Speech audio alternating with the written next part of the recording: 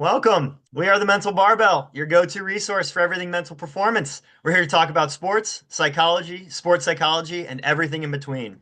Welcome to the ultimate mental performance journey. Welcome to the Mental Barbell. My name is Ian Reardon, and I'm joined today by our newest coach, Mr. Mike Mancini. Mike, how are you?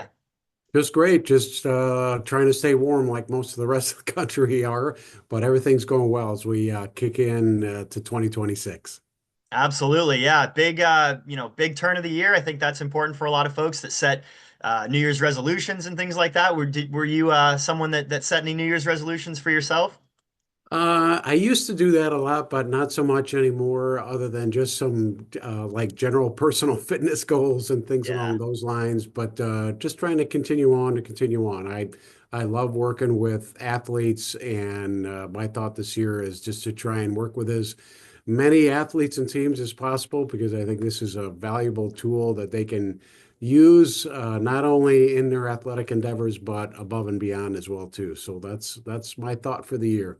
How about you? Absolutely.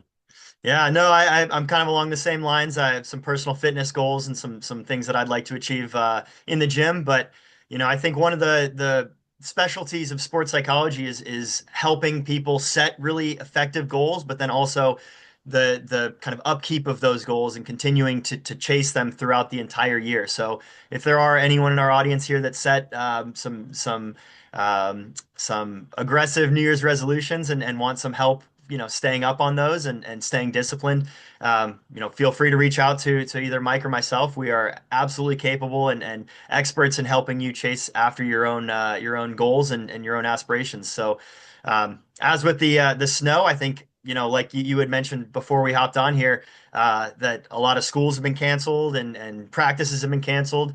And you're not able to practice the physical skills of your sports. So that's a perfect time in my experience to work on some of the mental side of sport and the mental side of your performance. So, Mike, do you have any recommendations for athletes that may be sitting at home today, not able to practice, maybe doing something else to help their performance? Yeah, I think we I know you do as well too. We work with a lot of athletes on mental rehearsal and visualization and whatnot.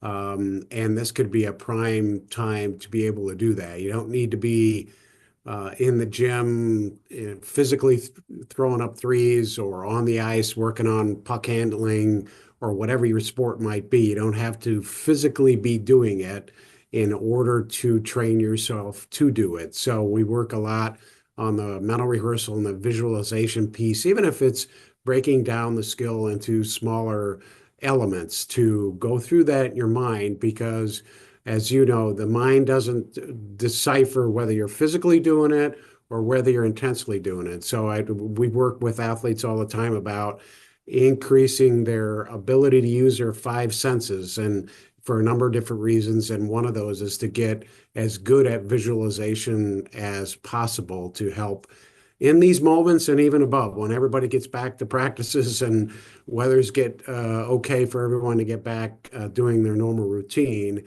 That could be a vital piece to helping them enhance their ability is that visualization mental rehearsal piece as well. Yeah, I'm so glad that you brought that up because we always often talk about muscle memory and that your body remembers how to do things.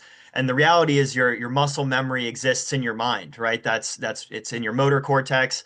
That's where you remember complex motor patterns. So being able to rehearse those, you actually do get that same training of that mental muscle or that muscle memory that we try to practice on the field, on the ice, on the court, like you said. So your brain doesn't absolutely doesn't know the difference between doing it and imagining it if you do it very well.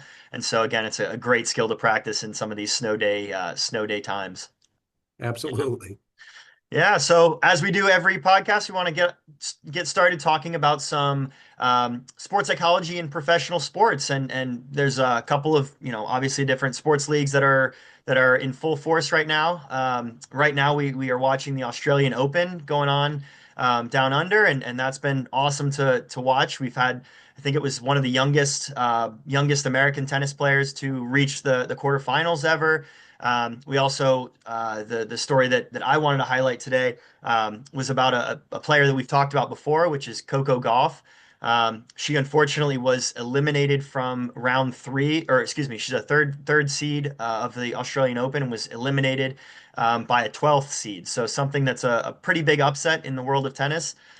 In the Grand Slam quarterfinal stage, they attributed it to a lot of nerves on Coco Gauff's side, on both sides really. But the Ukrainian was able to handle those nerves in that high pressure situation a little bit better. So specifically, just reading from an ESPN article, they said, at the Grand Slam quarterfinal stage, nerves are always going to be high, and it was evident for both Goff and Svitolina early in the match. Goff served first, and the pair exchanged three breaks of serve before Svitolina managed to steady herself and then consolidate the break. So again, it was, both players were a little bit nervous and anxious on that elevated stage, but the player that came out more level-headed was the player who came out on top.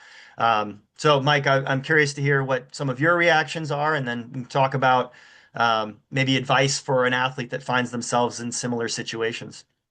Sure. I think there's a couple of things that come to mind hearing that story. And that is, we talk a lot to athletes about getting better at the awareness piece and awareness of when their thoughts and emotions might be getting a little ahead of themselves. We hear a lot of athletes talk about how the game either speeds up for them or slows down. And if one can get better at that awareness piece, I think the game slows down for them a little bit, and they can kind of lean into if things aren't going so well. Maybe I am a little too amped up, a little bit too nervous, too tense, and if you can catch yourself in that moment, that's step number one to kind of start to redirect those and maybe implement some strategies within the moment to kind of lower that anxiety level or that tenseness. We do a lot with athletes on breath work and breathing programs and some other stress reduction type techniques within the moment as well as outside of the moment. But then having some uh, essentially some strategies to kind of refocus. Now that I know that I've gotten my nerves are getting a little bit the best of me here, maybe I've used some techniques to kind of lower that. So what is my reset strategy here? And having a reset strategy can be real important. As well as just kind of breaking the game down and simplifying it. What am I focused on in the moment? We talk again about the game speeding up. Sometimes we could have multiple. Part of that is our minds are thinking, and I have to do this. This has to happen. This has to happen. This has to happen. Whereas if we can slow that down a little bit, what are just two or three at the most performance cues or focus cues do I want to just key on right now? So we'll use tennis. Before this serve, what am I focused on? Maybe one or two things, focusing on that, boom. Once the point is over, it's something out of our control. We'll talk about that here in a little bit. And I can't change that now, but I can just focus on my one or two points here again and go from there. And you break the game down into those small steps that can also help in the moment as well too. I remember reading a quote from Ken Revisa who mentioned control the controllables and also you're not going to be perfect every day, and you just want to be the best version of yourself today, whatever that may be. If you want to rate yourself on 1 to 10, and today I'm only feeling a 6 or a 7, you try and get the best out of that 6 or a 7 that you can. And those are some small ways I think that one could do that. How about you, Ian? Yeah, absolutely. I think you're right on the money there with having a good reset strategy. I also think, and not to talk too much about the specifics of these two players because there's more than just an article Hmm. under the surface. But one thing that jumped out at me was just the discrepancy in the players' rankings. And I wonder if, if Coco Gauff kind of went into this without much of that reset plan just because she didn't expect to be in that situation. So, that maybe kind of that being caught off guard, kind of on your heels, it's much harder to then regain composure once you're already kind of knocked off balance. And so, I think it's really important to, no matter what level of competition you're at, make sure that the plan is always there, and that it's a plan that's been practiced, and that it's consistent, and that it's not a new strategy that you're trying. So, for an athlete, anyone, not just these tennis athletes, but for anyone looking towards a really big competition at the end of the year, start practicing for those high stress moments in, your dual meets or your smaller games. And that practice, that repetition, just like the skills you practice in training, you start small, you do drills, you build up, so that when a big moment like this happens, you've already practiced all those requisite steps. So, I think there just needs to be more preparation, and also I think, and I can share another quote here that Coco, she said it at one point to our coach, am I playing wrong, right? And that's just a clear indication that there's no confidence in self, there's no confidence in your game, and that's the world number three, right? So Right. if you're a high school player, or you're trying to make a JV team, or you're trying to make a varsity team from JV, just know that these things are common all across sports, right? At every level, these confidence issues, these pace of play issues, like we were talking about, they're all things that are worthy to be worked on at all levels of sport, not just, not at the beginning, not in the middle, and not just at the end, but at all levels of sport. I think that's very important. Yeah, and I think you hinted at something there that I think is really appropriate, and that's the game plan going in. We talk a lot, you use the term overconfidence is used a lot. And conversely, I've worked with teams where an upcoming opponent, and you could see in the player's eyes that that upcoming opponent is really, really good. They're way better than us. I don't even know if we're going to have a chance. And so there's the opposite of that as well, too, where instead of, again, you can't control who the opponent is, but you can control your own process focus. And let's get the best out of our process. Let's, to use a cliche, let's work that process. What is that process for us? And let the outcome kind of take care of itself. And oh, by the way, we might be playing a really good opponent today, opponent that's pretty even with us, or opponent that we should massacre. But the process and focusing in on those small elements of the process are the key components to that, to try and come up with the best outing that we can for that moment. Yeah, and I love that you use the word overconfidence, because I think that gets discussed a lot, because usually it's athletes don't feel confident. And so I think it's important to say that overconfidence by itself isn't necessarily a bad thing, but it's if it leads to you making other errors, like not warming up correctly, or not having the right, the right reset strategy in place. You think like you don't need it, and then that's when it comes and bites you. But if you go in with a great degree of confidence, but you still do everything you need to do, I think that's still a stronger place to be than, an athlete that is, overly anxious and nervous, and kind of small and shutting down. So, just making sure that process exists and is in place regardless of, the external factors. I think that's Absolutely. very Yeah. important. On another story from recent weeks here, is the IU football team winning the national championship. And that was another team that really focused on process orientation rather than outcomes. And I know they're a little bit local to your neck of the woods. So would you give us some of your perspectives on the national championship football game? Yeah, it was interesting to me to, as the season progressed, to learn more about who that team was. And it wasn't made up of the traditional 5 and 4 star recruits that some of the quote unquote blue bloods have in college football. And what that showed to me is maybe they went into the season a little bit with a chip on their shoulder and a little bit of an edge that we've got something to prove. Even coming off of last year, I think last year they got into the college football playoff. Many felt they didn't deserve it. Notre Dame beat them fairly soundly in the first round. And again, they thought, well, see, that's why IU shouldn't belong. And I think that helped uh, gather that team together, and that cohesive element, I think, really helped out. But I think a lot of it was, well, we're going to show them. And that's part of that motivational factor. But also, I think it also shows within those kids on that team that I'm going to try and be the best version of myself as possible. Maybe I wasn't recruited in as a fourth or a five-star, but I still can be the best version of myself.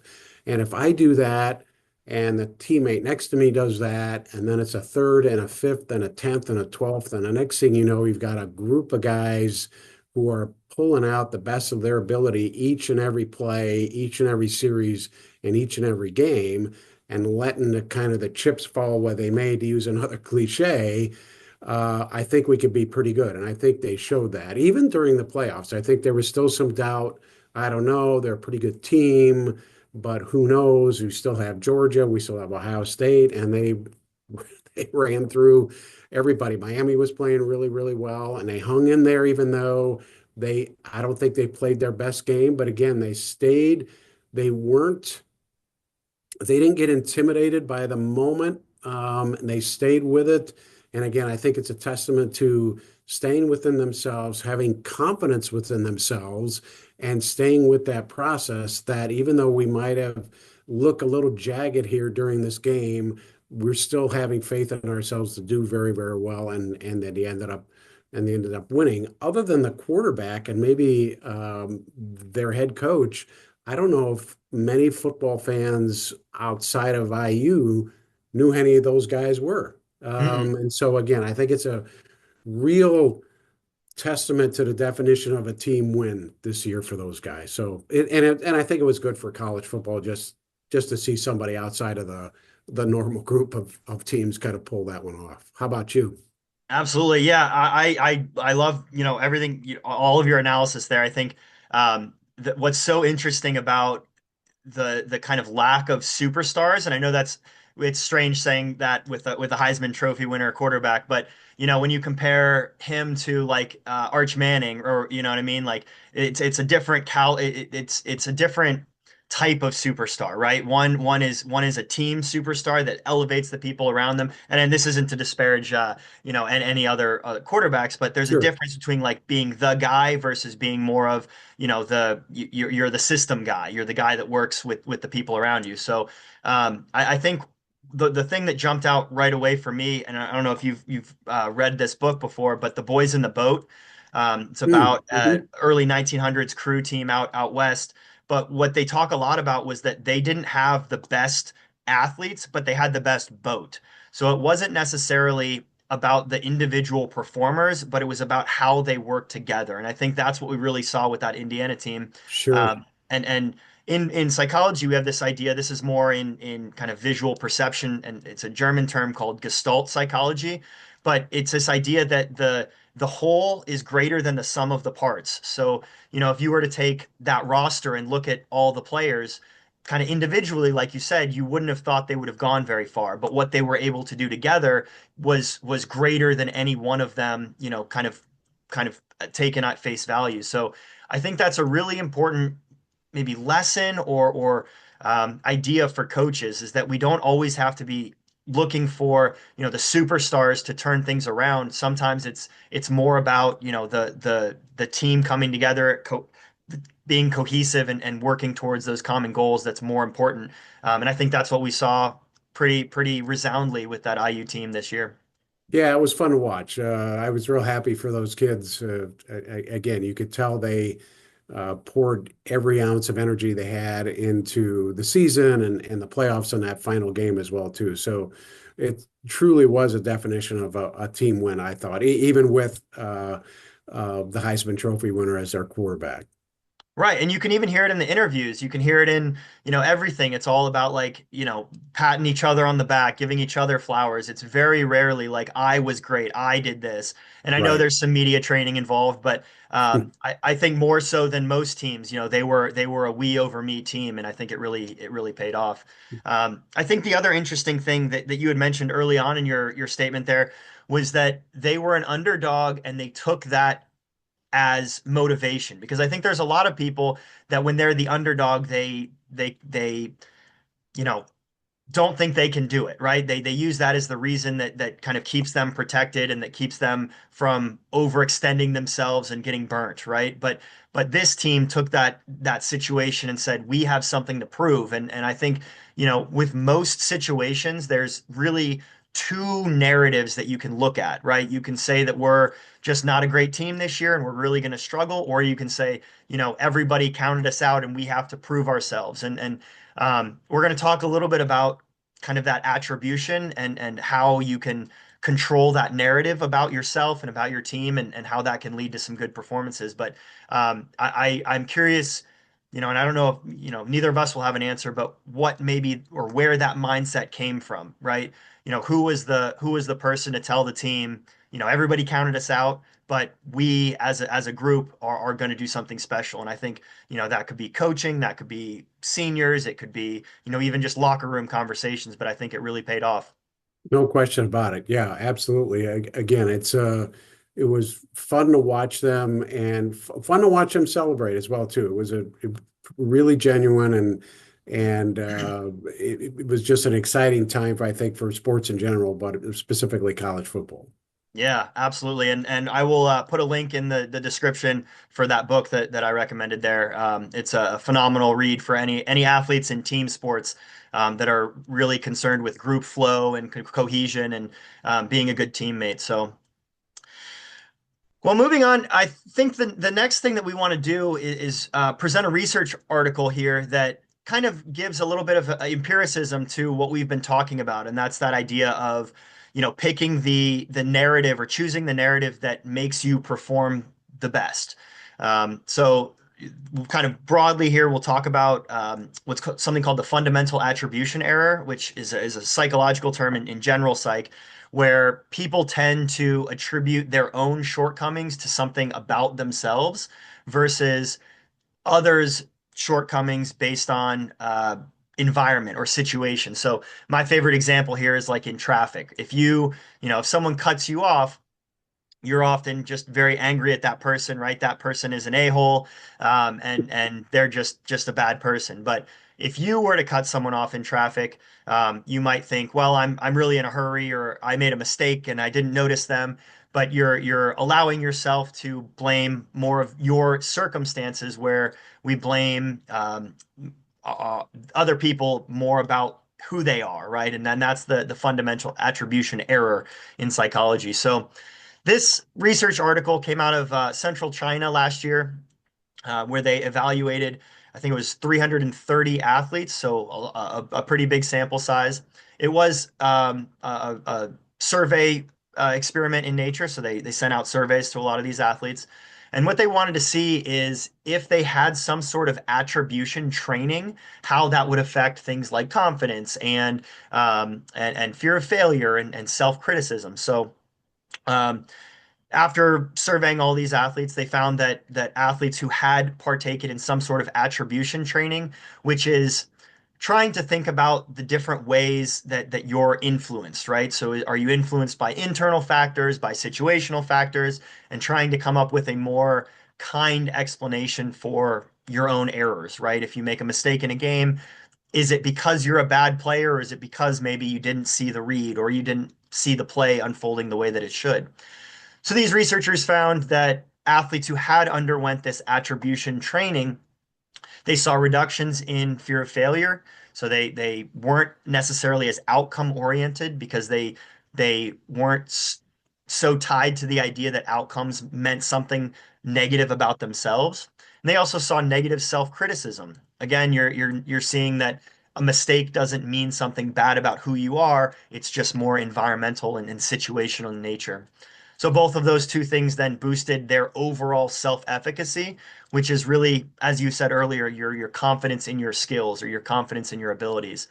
So again, this research article is, as most things in sports psych are, it's not new information for us, but it's very helpful to see the empirical evidence behind some of the things that we've talked about. So, Mike, do you have any kind of first reactions to that research study? Yeah, I think it's really a nice piece of work in terms of understanding a little bit, it kind of a continuation of what we talked a little bit about in our last podcast about what is can we look at in terms of our performance objectively. We use the term growth mindset versus fixed mindset.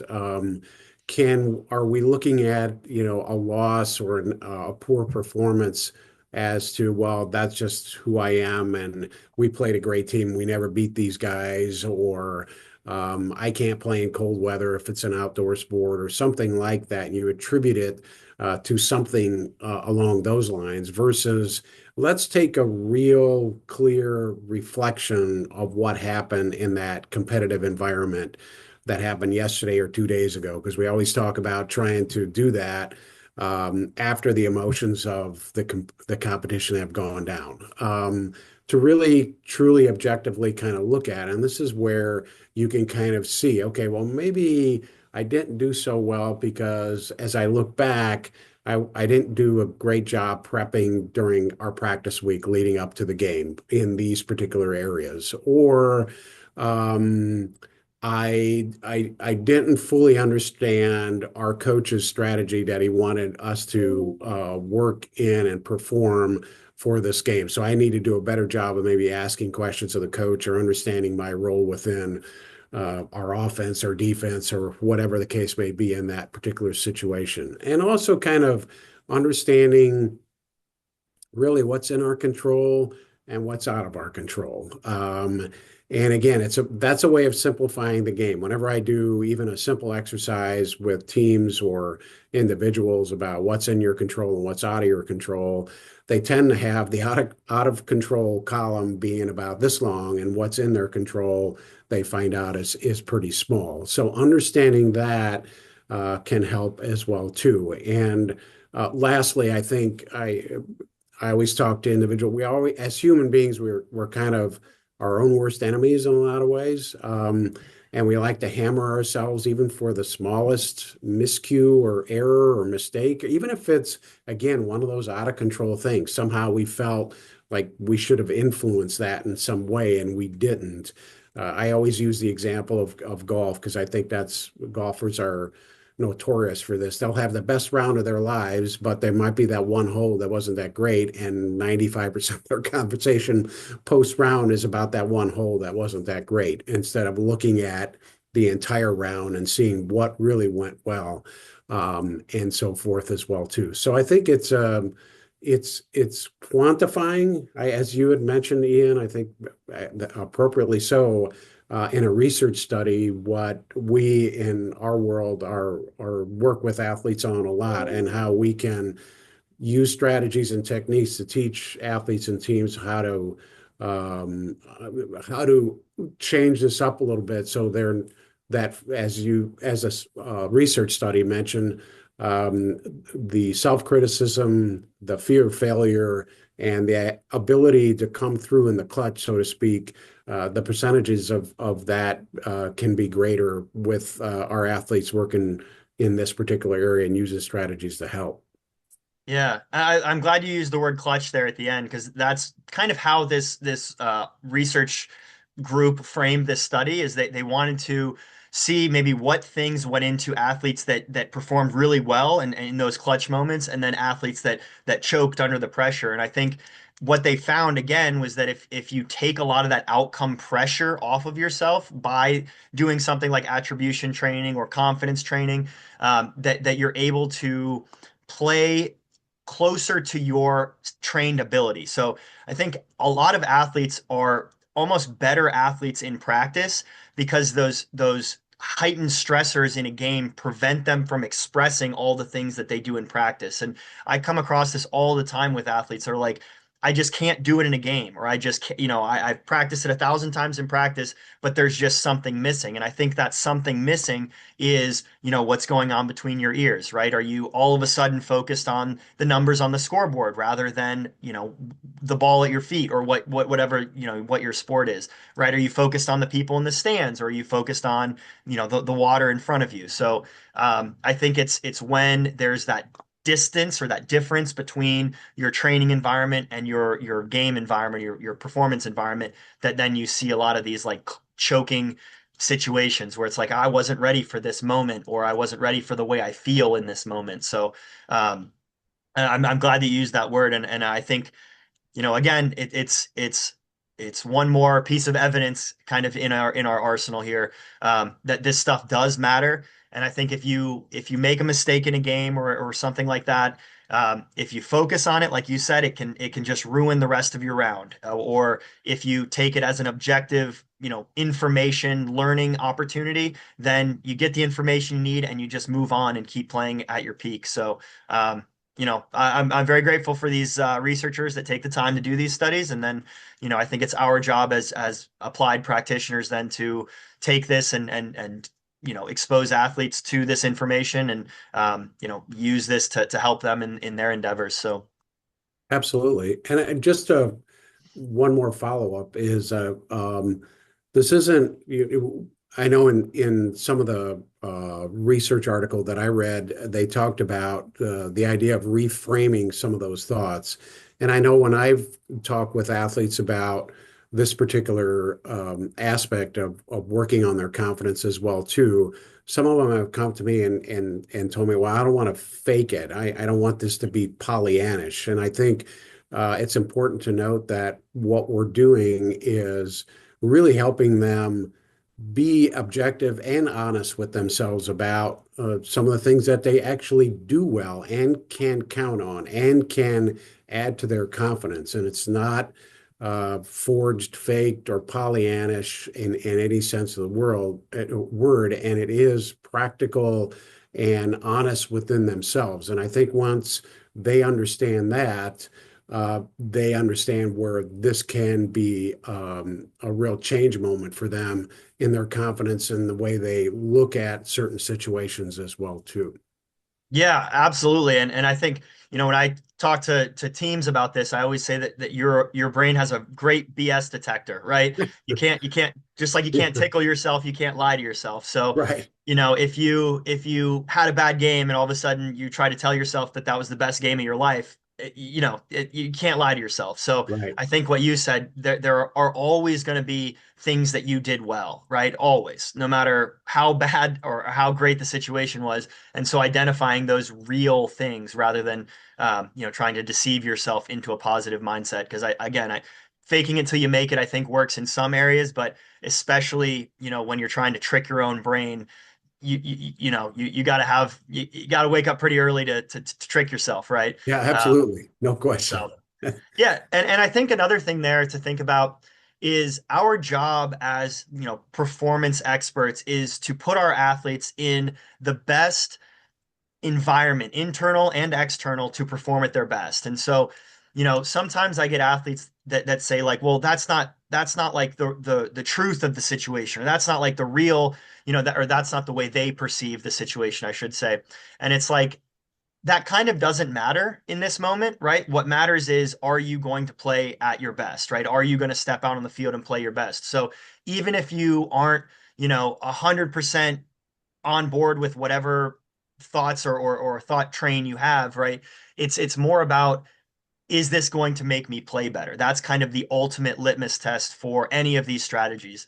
One way that this comes up is in goal setting, right? I had a swimmer ask me this during a workshop. What happens if you don't achieve your goal? And I think that's fair, right? Because that, Sure. it's going to happen just probably as often as achieving your goal. Right. But I said to this young swimmer, I said, did you perform better with the goal, or would you have performed better without the goal? And their answer was, I did better with the goal. And that's like, well, then it worked, right? It doesn't matter that you didn't necessarily achieve the goal that you had written down, but it made you perform better. It made you train harder. It made you, do the mental skills training that you had kind of signed up for. So it's all about, is this putting you in the best situation to perform at your best? That's what's important, not necessarily like your opinion on the mindset that you're trying to adopt, or how this looks from the outside, or things like that. I think that's important to keep in mind. Absolutely. Yeah, it's that goes back to that whole outcome-based thinking. If you really immerse yourself into the small process points, the outcome will take care of themselves. But if you continue to judge yourself on the outcome without that objective piece, as you just mentioned, Ian, if you have a goal, I want to hit, 15 home runs this season, and you hit 12, does that mean you failed, or does that, but there, as you just mentioned, there are a number of really, really good things that help you get to the 12, and your pursuit of that goal of 15 probably saw itself manifest itself in other areas of your game as well too, where you performed overall well. So Absolutely. Yeah. And so you could see that baseball player, let's say that, you're shooting for that number of 15, you don't get it at the end of the season. You could think to yourself, man, I'm a failure, right? I failed, I didn't make my goal, and I'm a bad batter or a bad hitter. And that's what we're trying to attack, right? Is blaming yourself for those performance disappointments, I guess we can say. So, what maybe things outside of yourself contributed maybe to your 12 versus 15. Maybe you had a game canceled and you would have hit your home runs in it or something like that. So the attribution training that we talk about here is really just trying to zoom out and get all the information, right? So you can imagine a soccer player that misses a wide open shot and they say, I practice that shot all the time. I'm terrible. But maybe the ground was dewy and you hadn't practiced on dew, and there are things that you can do next time to prevent that from happening. So again, it's which mindset is going to make you perform better next time, I think is again the ultimate litmus test for pretty much everything that we do. Do you perform better with this or without this? absolutely. Can't agree more. Yep. Yeah. And then I think, the best athletes that I've worked with have been kind of masters at removing themselves from the scenario that they're in, right? So they're able to remove that subjective kind of ego involvement in the game. So it's like they can look at it more of like a coach would rather than the player does, because the player has a lot of, you're too close to the situation. You have a lot of your own beliefs and opinions, but the best athletes are able to create that objective distance and get information from situations um, rather than bad feelings and Right, taking right. a Yeah, conflict. and then criticizing themselves for it. Yeah, absolutely. Yep. Yeah, no, 100%. So, and then we can talk a little bit more specifically about what that attribution training would look like.